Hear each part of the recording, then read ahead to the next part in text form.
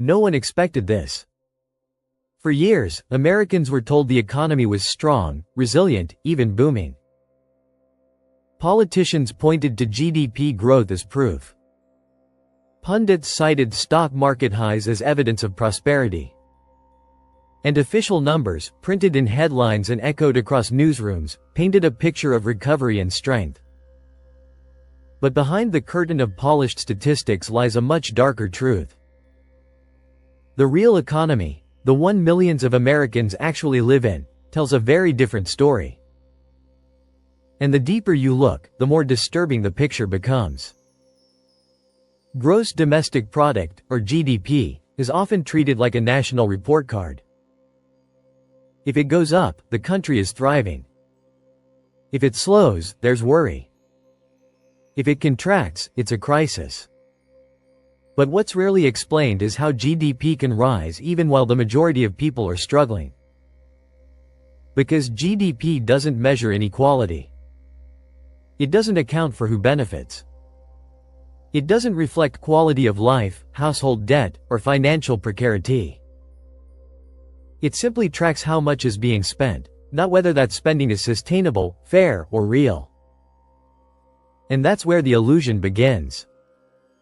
In recent years, GDP growth has been buoyed not by wage increases or broad-based wealth, but by credit expansion, government subsidies, and corporate buybacks. Americans are spending more, but increasingly, they're spending money they don't have. Credit card debt has reached all-time highs. Personal savings have plummeted.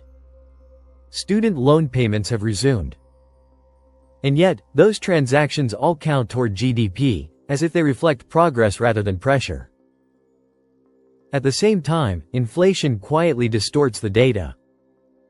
When prices rise, the raw GDP number rises too, even if people are buying less. So when Americans pay more for food, fuel, rent, and healthcare, that inflated spending shows up as economic growth. But for households, it feels like decline. They're not upgrading their lives. They're trying to survive. And yet, officials still cite positive GDP, as if that alone proves stability. Meanwhile, wealth inequality has exploded. A handful of corporations drive most of the gains. The richest Americans have seen their portfolios grow exponentially. But most households, the bottom 80%, are running in place. Real wages, when adjusted for cost of living, have barely budged in decades. Two-parent households working full-time still struggle to cover basic expenses. Millions live paycheck to paycheck. And yet, none of this contradicts the official story, because GDP doesn't see suffering. It only sees spending. Then there's the labor market, another supposed bright spot. Unemployment is low, we're told. The job market is strong. But again, the reality is more complex. Many of those jobs are part-time, low-wage, without benefits or security. The labor force participation rate remains well below pre-2008 levels. Millions of working-age adults have simply stopped looking. Others are counted as employed, even if they work 1 hour a week. And gig economy platforms, Uber, DoorDash, Amazon Flex, mask underemployment behind the illusion of flexibility. And yet, the narrative persists. The economy is growing. Everything is fine. But if everything is fine, why are bankruptcies rising? Why are mortgage delinquencies increasing? Why are car repossessions surging? Why are small businesses closing, while corporate profits remain near record highs? Why are American cities seeing spikes in homelessness, food insecurity, and medical debt? The answer lies in how the story is told, and who benefits from the telling. The GDP figure gives policymakers cover. It justifies inaction. It gives markets something to cling to. It creates the illusion that problems are isolated, that suffering is marginal, and that everything is fundamentally on track. But when you strip away the financial engineering, the subsidies, the media spin, and the selective data, what's left is an economy that doesn't work for most people. Manufacturing jobs, once the backbone of middle-class life, continue to disappear, either automated or offshored. Rural America is hollowing out. Urban cores are pricing out even the upper middle class. Housing is unaffordable for younger generations.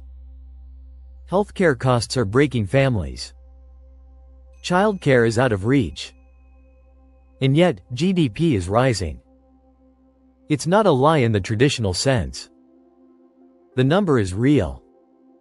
But what it represents, that's the deception. Because real prosperity is not measured by how much a country spends. It's measured by how its people live. By whether they feel secure, hopeful, stable. Whether they can afford to be sick. Whether their children have opportunity. Whether hard work leads to progress.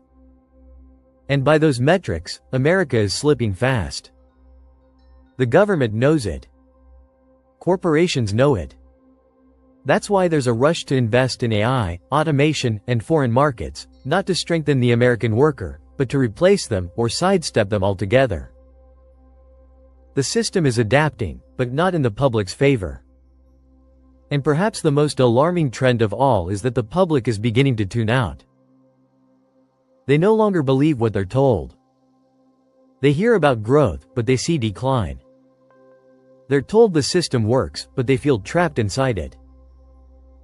And that disconnect, between narrative and experience, is now a permanent feature of American life. The GDP may rise again next quarter. Wall Street may celebrate. Politicians may declare victory. But underneath it all, the foundation is cracking. Because what happens when millions of people live in a system that grows richer while they grow poorer? What happens when trust is gone, when hope is rationed, and when the data no longer matches reality? That's not just a political problem. It's an existential one. And as the cracks widen, more Americans are beginning to see through the numbers. They no longer trust that growth means improvement, because in their lives, the opposite is true. They're told the economy added jobs, but those jobs don't pay enough to cover rent. They're told that consumer spending is up, but they're using credit cards to buy groceries. They're told the markets are strong, but they don't own stocks, they're trying to avoid eviction. The gap between the official narrative and the lived experience has grown too wide to ignore. The truth is, much of what drives US GDP today is artificially inflated. Student debt continues to rise, yet college degrees are no longer a guaranteed path to stability. Healthcare spending keeps growing, but not because Americans are healthier. It's because they're sicker, older, overcharged, and underinsured. Administrative waste, inflated hospital bills, and pharmaceutical markups all feed the GDP machine, even while bankrupting families. In what other world would a medical emergency boost a country's economic numbers? Housing is no different. Real estate contributes massively to GDP, construction, mortgages, property taxes. But the affordability crisis is so severe that entire generations are locked out. Homeownership, once a cornerstone of middle-class life, is now a luxury. Rents are rising faster than wages. Millennials and Gen Z aren't choosing to rent, they're priced out. And still, developers build luxury towers while half the country lives with housing insecurity. GDP doesn't care. It just adds the transaction to the growth total. Then there's the illusion of productivity. In a normal, functioning economy, productivity gains mean workers do more, earn more, and live better. But in the current model, productivity gains go almost entirely to shareholders. Workers are squeezed, asked to do more with less, without raises, without benefits, without security. Burnout becomes standard. Mental health collapses. Entire industries are now powered by exhausted labor, And yet the output is celebrated as efficiency, the profits soar. The people break. And while all this unfolds, the debt burden on households continues to climb. Credit card interest rates have reached record levels. Auto loans are longer and more expensive than ever. Americans are paying not just for goods and services, but for the right to survive. And those payments, as crushing as they are, still register as economic activity. It's a cruel irony. The more desperate people become, the more they're forced to spend. And the more they spend, the healthier the economy appears, on paper. But this paper prosperity is brittle. Because underneath it is a population stretched to the limit. And there's only so long a society can function when its core is exhausted. Birth rates are falling. Marriage rates are declining. Community institutions are collapsing. Loneliness is epidemic. People are not just struggling financially, they're emotionally withdrawing from a system that no longer reflects their values or protects their future. The consequences are already visible. Political instability. Surging extremism. A growing rejection of facts, norms, and civic trust. When the economic system rewards speculation over work, when success is decoupled from merit, when effort leads to exhaustion but not elevation, people stop believing. In the data. In the experts. In the system itself. And the worst part is, there's no clear fix being offered. Leadership continues to point to GDP, stock indices, and unemployment rates as proof of success, even as Americans fall deeper into debt, distress, and doubt. The stories that drive headlines are sanitized. Growth is celebrated. Struggles are individualized.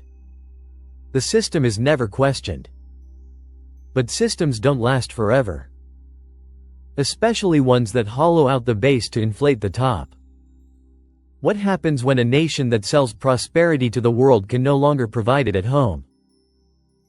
What happens when the engine of global finance becomes a trap for its own people? And what happens when the next crisis, whether financial, environmental, or geopolitical, finally exposes just how fragile the illusion really was? That question is no longer theoretical. Because faith in the numbers is fading. People are watching what's happening in their communities, their families, their lives, and the contradiction is too loud to ignore. The data says growth. Their reality says collapse. And when that tension reaches a breaking point, the fallout won't be confined to markets. It will reshape culture, governance, even identity. The myth of endless American growth is unraveling. Not because the numbers stopped rising, but because people stopped believing they meant anything at all. And as the belief in the official version of the economy fades, a deeper reckoning is beginning to take root, not just about numbers, but about trust. Because once people lose confidence in the data, they start to question everything that follows from it. If the growth is a mirage, then what else is? The policies, the forecasts, the promises, the elections? A quiet suspicion spreads that those in charge either don't understand what's happening, or worse, they do, and they're lying about it. This erosion of trust doesn't make headlines, but its effects are profound. When citizens stop believing the system can work for them, they begin to opt out. Some retreat into personal survival, downsizing, relocating, detaching from mainstream culture. Others channel their frustration into anger, gravitating toward radical ideologies that promise to burn down the system altogether. And still others leave the country entirely, seeking more functional economies abroad, where the cost of living matches incomes, and where growth feels real, not rehearsed. Meanwhile, the institutions that depend on economic legitimacy, Congress, the Fed, the Treasury, continue to speak in abstract language about quarterly gains, inflation targets, and consumer confidence, as if none of it is unraveling. They treat the economy as if it exists in spreadsheets, not in neighborhoods. But outside those walls, people are choosing whether to buy food or fill prescriptions. Families are holding off on having children because the math doesn't add up. Teachers are working side gigs. Nurses are leaving the profession. Young adults are delaying every milestone, not because they're lazy, but because they're priced out. And still, the GDP ticks upward. But the illusion is beginning to strain even for those who once benefited from it. Small business owners are finding it harder to keep up with rising costs. Professionals with six-figure incomes are living paycheck to paycheck in urban centers. The middle class label means less and less when it no longer guarantees stability, homeownership, or the ability to absorb a single financial shock. This is no longer just a working-class problem. It's a systemic one. The entire ladder of opportunity has been compromised, rung by rung. Entry-level jobs pay too little. Mid-level jobs offer too little security. High-level jobs come with burnout and disillusionment. And for every success story celebrated on social media, there are thousands who are falling behind in silence. And yet, the policy tools being used remain stuck in the past. Interest rate tweaks. Tax credits. Targeted relief. All based on models that assume people are functioning inside a stable, rational economy. But this economy is not rational. It's reactive. It's hyper-financialized. It punishes caution and rewards risk. It extracts rather than builds. It commodifies everything, time, health, housing, even water, and prices it according to markets, not morality. The American economy has become a casino where only the house always wins. And people are waking up to the fact that they were never really players, they were the chips. At the same time, the global landscape is shifting. The rest of the world is watching the US model with increasing skepticism. Allies are diversifying away from the dollar. BRICS nations are building alternatives. Trade partners are negotiating in new currencies. And foreign investors, once eager to buy American debt, are beginning to ask hard questions. What happens when the global economy no longer needs America to lead? What happens when the world no longer trusts its numbers either? Domestically, the warning signs are flashing. Infrastructure is decaying. Social mobility has stalled. Trust in institutions is near historic lows. And political consensus on even basic economic facts has vanished. One side says the economy is thriving. The other says it's dying. In reality, both are right, and both are wrong, because the numbers tell one story and the people live another. But what's most dangerous is that the distance between those two realities is no longer sustainable. Something will have to give. Either the system reforms to reflect the truth, or the truth forces a reckoning the system isn't ready for. The question now isn't whether the numbers are wrong. It's how long they can hide the truth. How long they can keep feeding a narrative that serves markets but abandons citizens. How long before the pain exceeds the illusion? Because once people see the game, they don't unsee it. And this is still only the beginning.